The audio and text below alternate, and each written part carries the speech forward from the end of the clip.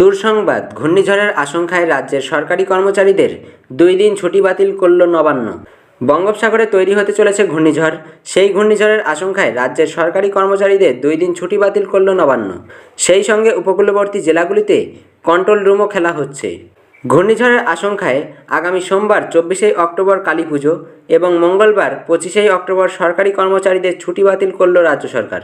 বৃহস্পতিবার মুখ্যমন্ত্রী মমতা বন্দ্যোপাধ্যায় জানিয়েছেন, ঘূর্ণিঝড় নিয়ে দিল্লি থেকে সতর্কতা জারি করা হয়েছে। সেই পরিস্থিতিতে সোমবার এবং মঙ্গলবার রাজ্য সরকারের কর্মচারীদের ছুটি বাতিল করা হয়েছে। ভারতীয় মৌসুম ভবনের তরফে জানানো হয়েছে, উত্তর আন্দামান সাগর এবং সংলগ্ন দক্ষিণ আন্দামান সাগর ও দক্ষিণ পূর্ব বঙ্গোপসাগরে একটি নিম্নচাপ তৈরি হয়েছে, যা আগামী কয়েকদিনে আরও শক্তিশালী হবে। আপাতত ওই নিম্নচাপ পশ্চিম ও উত্তর পশ্চিম দিকে অগ্রসর হয়ে শনিবারের মধ্যে গভীর নিম্নচাপে পরিণত হবে।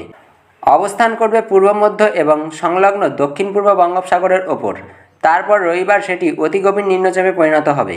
মৌসুম ভবন, তারপর সেই অতি গভীর নিম্নচাপ উত্তর দিকে ঘুরে যাবে। সোমবার পশ্চিম মধ্য ও সংলগ্ন পূর্ব মধ্য বঙ্গোপসাগরের ওপর ঘূর্ণিঝড় পরিণত হবে। তারপর ক্রমশ উত্তর ও উত্তর পূর্ব দিকে অগ্রসর হয়ে মঙ্গলবার পশ্চিমবঙ্গ ও বাংলাদেশ উপকূলের কাছে পৌঁছবে। সেই সম্ভাব্য ঘূর্ণিঝড়ের প্রভাবে সোমবার এবং মঙ্গলবার দক্ষিণবঙ্গের উপকূলীয় জেলাগুলিতে উত্তর 24 পরগনা, দক্ষিণ 24 পরগনা এবং পূর্ব মেদিনীপুর বিক্ষিপ্তভাবে ভারী বৃষ্টি হতে পারে।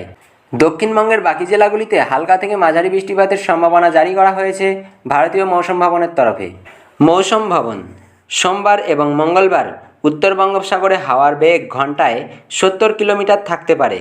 তা কখনো কখনো ঘন্টায় 80 কিলোমিটারে পৌঁছানোর সম্ভাবনা আছে।